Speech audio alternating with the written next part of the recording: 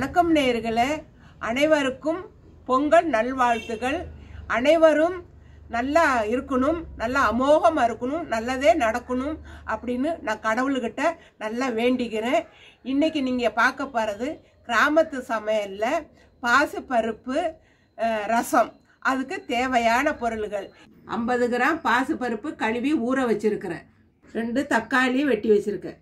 சீரகம், மிளகு, கடுகு, உளுந்தம்பருப்பு, புளி 10 கிராம், கருவேப்பிள்ளை, மஞ்சப்பொடி, வெள்ளைப்பூடு, பச்சை மிளகா 1, காஞ்ச மிளகா 2, பெருங்காய பொடி, நல்ல எண்ணெய், உப்பு. இப்போ பார்க்க போகலாமா? பாசிப்பருப்பு 10 நிமிஷம் ஊற வச்சு வச்சுருக்கேன். 50 கிராம் இது போட்டு அரைக்க போகிறேன்.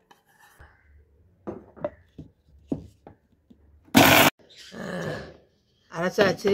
இதை எடுத்து ஒரு பாத்திரத்தில் கொட்டி வச்சுக்கிறேன். பாத்திரத்தில் இப்படி ஊற்றி வச்சுக்கிறேன். இது ஒரு 10 கிராம் புளி இருக்கும். இதை ஊற போட்டுறேன் தண்ணியில். பருப்பு அரைச்சத்துலேயே போட்டு அரைக்கலாம். இப்போ மிளகு ஒரு 10 கிராம் இருக்கும், அதை போடுறேன். அதுலேயே சீரகம் இவ்வளோ போட்டால் போதும்.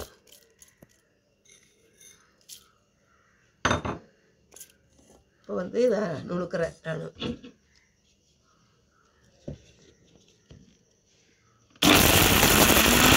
இது கொஞ்சம் அரைச்சிருச்சு. இப்போ இதில் தக்காளியை போடுறேன். தக்காளி, கருவேப்பிலை, மல்லி, வெள்ளைப்பூடு ஒரு 4 பூடு போட்டால் போதும். இப்போ அரைக்க போகிறேன். இப்போ அரைச்சாச்சு, எடுக்கிறேன். இதை அரைச்சிட்ட இதில் ஒரு பச்சை மிளகாய் போடுறேன். 2 வெட்டி போடுச்சு.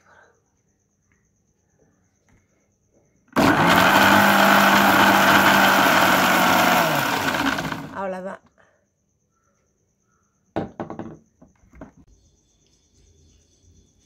ஊற போட்டிருக்க புளியை நல்லா கொஞ்சம் கரைச்சி விட்டுக்கணும். புளி ரொம்ப போடக்கூடாது, அதனால் 10 கிராம் போட்டால் போதும்.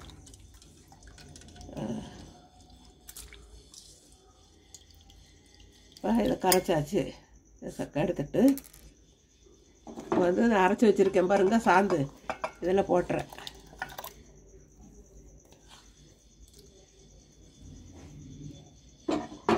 கடைசா தண்ணி ஊற்றி கழுவி போத்துங்க. அதுலேயே அந்த பருப்பு அரைச்சி வச்சுருக்கேன் பாருங்கள், பாசி பருப்பு, இதையும் அதில் ஊற்றிடுறேன்.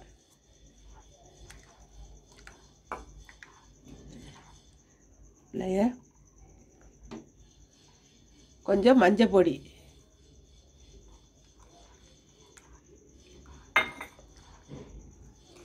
அதில் கொஞ்சம் உப்பு.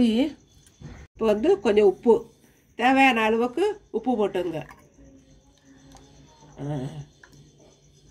அவ்வளோதான். இப்போ பற்ற வைக்கிறேன்.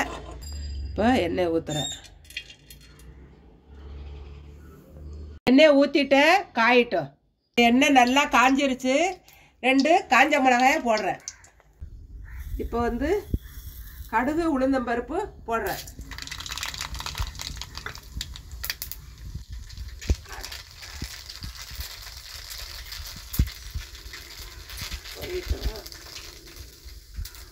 அடுப்பை சிம்மில் வச்சுக்கிட்டு பெருங்காய பொடி 1 ஸ்பூனு போடுறேன். அவ்வளோதான். இப்போ இந்த ரசத்தை அதில் ஊற்ற போகிறேன்.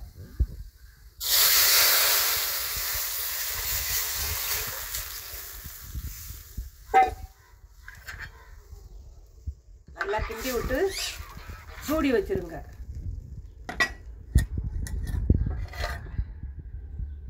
தட்டை போட்டு மூடிட்டேன். நல்லா முறை கட்டணுன்னே எடுத்துட வேண்டியதுதான். பார்த்தீங்களா? இப்படி ஒரு கொதி வந்தோன்னா இப்படி கிண்டி விட்டு அடுப்பை ஆஃப் பண்ணிட வேண்டியதான். ரசம் ரெடி ஆயிடுச்சு. நான் கொஞ்சோண்டு குடிச்சு பார்க்குறேன். இப்போ பாசிப்பருப்பு ரசம் ரெடி ஆயிடுச்சு. நான் கொஞ்சோண்டு சாப்பிட்டு பார்க்குறேன்.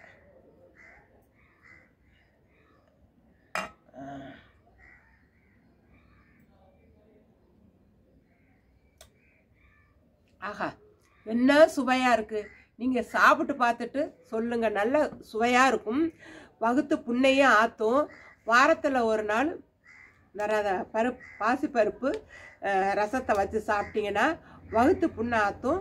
உடம்புக்கும் நல்லது. பாசிப்பருப்பு நல்ல குளிர்ச்சியானது. நல்ல உடம்புக்கும் ரொம்ப சத்தான பொருளை தான் நான் ரசம் வச்சு காமிக்கிறேன்.